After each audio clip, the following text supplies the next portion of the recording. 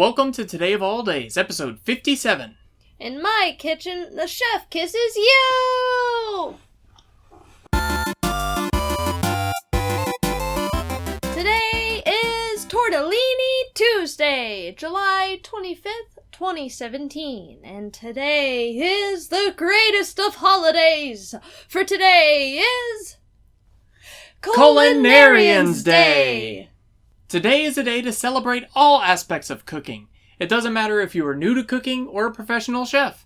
Try your hand at a more difficult recipe or perfecting the ones that you have. The earliest known written recipe is around 4,000 years old, and it comes from an Akkadian tablet from southern Babylonia. This recipe was said to be handed down by a god and describes the process in which to make beer. One of the most difficult recipes to master is a turducken.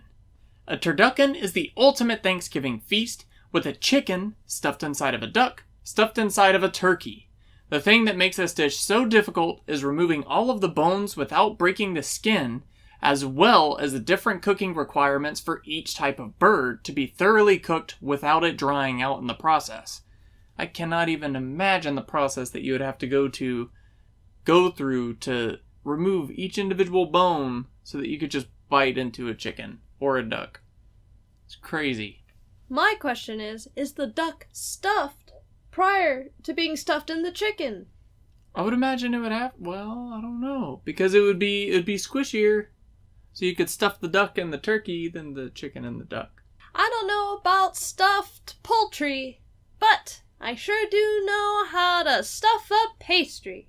Which brings us to today's culinary creation, which is homemade Pop-Tarts, which we have called Toasty treats. Toasty treats, aka toasty pies, aka the toasted mosteds. Happy cakes. No, happy pies. Happy strudel. We have zip pie crust, handmade by yours truly, and on the inside we have a gala apple filling with cinnamon, brown sugar, and nutmeg, allspice, and everything nice. And boy, are they tasty. But we have no time to indulge, because it's time for Today in History. In 1972, the U.S. health officials concede that 600 African American males were used as guinea pigs during a 40-year syphilis experiment. The purpose of this study was to observe the natural progression of untreated syphilis in rural African American men in Alabama under the guise of receiving free health care from the United States government.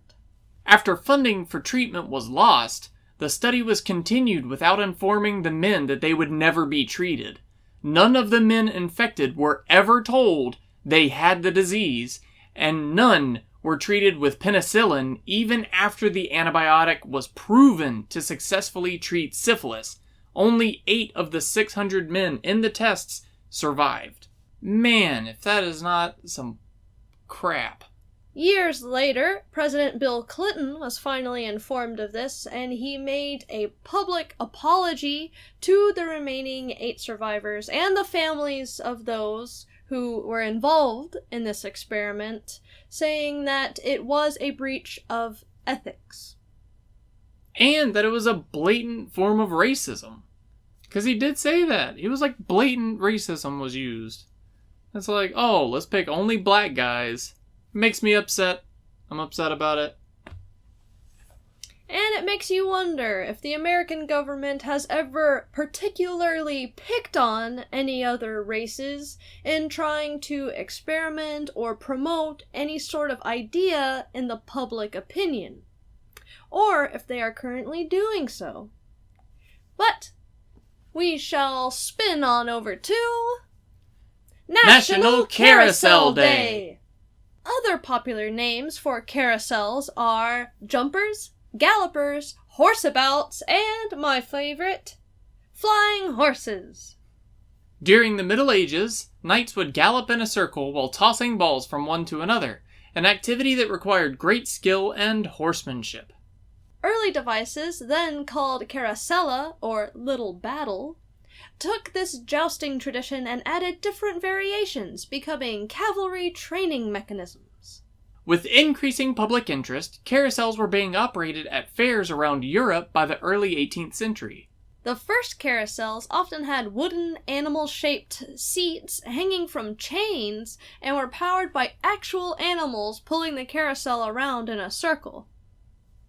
And sometimes they would just have people with a rope that was attached to like a pulley kind of system, and they would all just and get it going. And you have to think about it. The centrifugal force would have caused these seats to spin around outside of the original carousel. Which to me seems like it would be a lot more fun than what we're used to, as later in the 19th century they just bolted the horses down so that they just kind of mimic that galloping motion. Oh, to be an 18th century woman. And since it's summertime, there might be a jolly old fair nearby for the family to take a stroll through, ride a carousel, eat a churro or two, and try your hand at some sort of fancy culinary creation on this day. Today of all days. Today of all days. And we will see y'all tomorrow. Bye.